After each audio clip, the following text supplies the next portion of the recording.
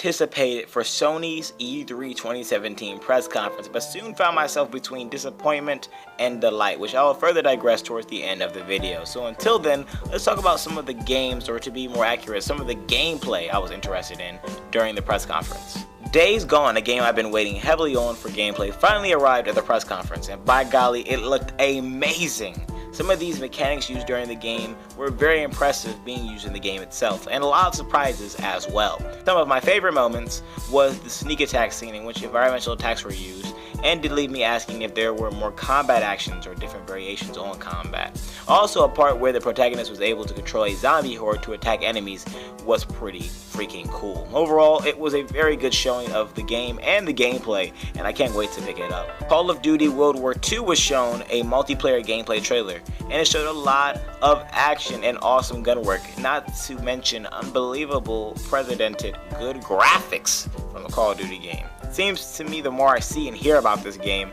the more I am possessed to go buy this game. From no health regeneration to multiplayer to this new World War II reskin design. The only thing I'm hoping is that this story is really effective and that this game doesn't get that Activision money effect. God of War wasn't really a surprise, but the slight gameplay cinematic trailer piqued my interest. It seems to me many people are taking this older, wiser, and more experienced Kratos into consideration, including me. From the trailer, it seems to show all the different areas that you will be fighting in with you and your son. But I think what's most important is this story, as you will develop a bond between you and your son that will incorporate into your gameplay. The new weapon Kratos is using is also well worked and has a reminiscence of Thor's hammer with effective workaround room in combat situations. Also, it seems from the trailer that this kid can speak or translate what other creatures are saying, which will be one of the main assets of him traveling with you. Anyway, the showing looked good, and hopefully the game is too, because I'm a big fan of the God of War series. Detroit Become Human was another interest as they expanded upon the meaning, and quote, players have choices that will affect your story, end quote. And at first, this Detective Connor thing from the first trailer was interesting, but this revolutionary outcome in the new trailer puts way more depth into the story of the game as you try to save your fellow people who are enslaved robots and then create an army that creates a global panic. I find this very interesting as I like games that have multiple layers of story to unfold.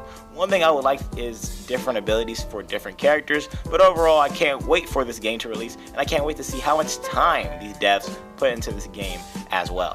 My last favorite game shown at Sony's press conference was the new Spider-Man game, which was absolutely fantastic to see. The combination of gameplay and cinematics makes this game a perfect Spider-Man game, including the Arkham-style combat combined with environmental attacks is something I've been asking every developer after Ultimate Spider-Man to do.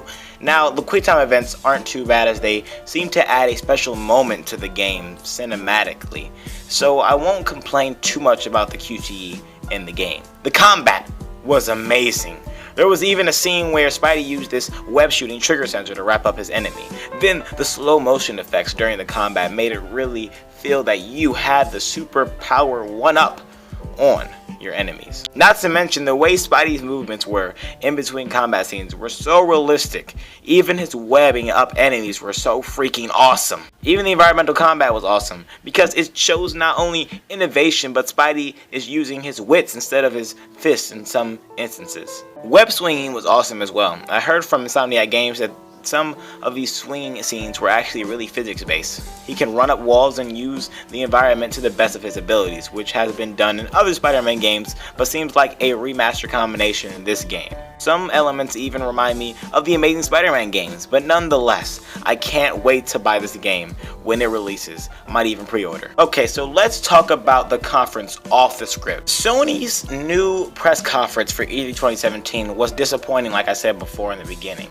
And the reason I say that is because I thought there were going to be some new IPs, some new things going on. I thought I was going to see a bunch of stuff, but it turned out just to be a bunch of VR titles and how would you say, the same games we talked about last year or coming up to this point. We already knew there was going to be gameplay, and E3 is a time where surprises should happen, not just the same repetitive stuff with more in-depth info. EA did it, and other companies have done it, but I don't expect this from Sony. I mean, I was expecting Death Stranding or still some news on that Final Fantasy remake. I've been waiting for that for the longest, but we're still waiting. It's very irritating. Meaning they're going to have to step up their games when it comes to 2018. I started realizing something. Maybe, just maybe, Sony did this on purpose. They don't need to show anything now. They don't need to prove anything.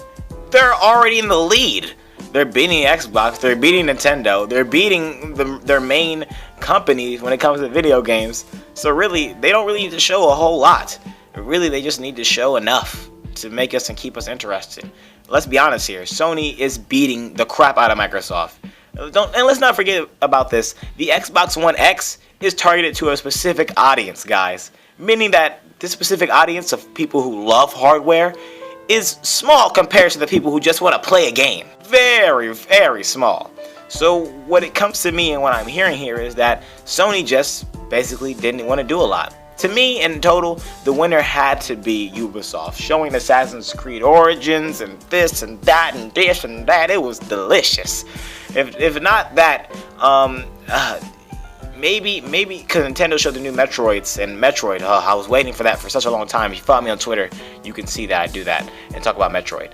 But yeah, it's either Nintendo or Ubisoft who are the winners of E3 2017. But overall, I do feel that maybe, you know, to me, in my personal opinion, don't forget this. All this is just my personal opinion. You guys don't have to follow everything I'm saying. But I do feel that maybe they didn't need to do this at all. I do feel that maybe in total, you know, there could have been a lot more IP shown, something new shown. But again, I think what topped the cake for everybody and what, you know, hands down made Sony's press conference the best, even if they didn't have a new IP at all, was the new Spider-Man game. It was beautiful. Oh my gosh, the transition and the part where he says real exclusives really gets me. It's so funny. But it's beautiful, and I think that, you know, Sony didn't have to show a lot this 2017, but I think 2018 they're gonna have to show a lot and to remake or make up what they did before. Don't forget, the only reason why Xbox would probably try to outdo Sony is because they need to outdo Sony. They need to do it. I mean, their IPs they don't have a lot of new IPs. Their marketing rights, I don't know why everybody's complaining about, you know, Sony buying out marketing rights. It's a company. What are they not supposed to do? Buy out marketing rights? It's kind of stupid when you think about it, complaining about how Sony's taking all the marketing rights from Xbox. And when Xbox, I think, in total has way more money than Sony. Microsoft, in total, has way more money than Sony. So I believe that they can function a lot more than Sony and make a lot more workaround room. They're doing cross-play and a lot of other things that are innovating games. And I'm glad that they showed the Xbox One X. But we're not here for that. We're not here to talk about the Xbox One X. We're going to talk about Sony's press conference. Let's get back on track here. And overall, it wasn't cringy at all. At one moment, I didn't feel it was cringy, and not at one time, not at one moment. But I do feel that maybe they should have showed more IPs. But then again, there is another side of me saying, well, Geekish, they don't need to do a lot. I mean, really, they're a company that's really at the top of their game right now in IPs, and most likely right now still in hardware, since the sales of the Xbox One X are never going to beat PS4. Or maybe even the PS4 Pro at that, because again, it targets such a small consumer base. The PS4 Pro sales rate wasn't even that much, so you can only think about what the Xbox One X Pro would probably be. Anyway, we have some upcoming episodes. These are not in order. We have the top 5 new IPs from E3 2017. Is exclusivity a bad thing for the game industry is another thing, and an episode on Anthem and story time with Geekish. Those are the upcoming episodes coming into you for the next week or two, maybe. And also, don't forget to like, comment, and subscribe, and follow me on all my social media sites: Instagram, Twitch, and Twitter. Thanks for watching. I'll see you guys later on the Geekish Gamer Show. Bye, guys.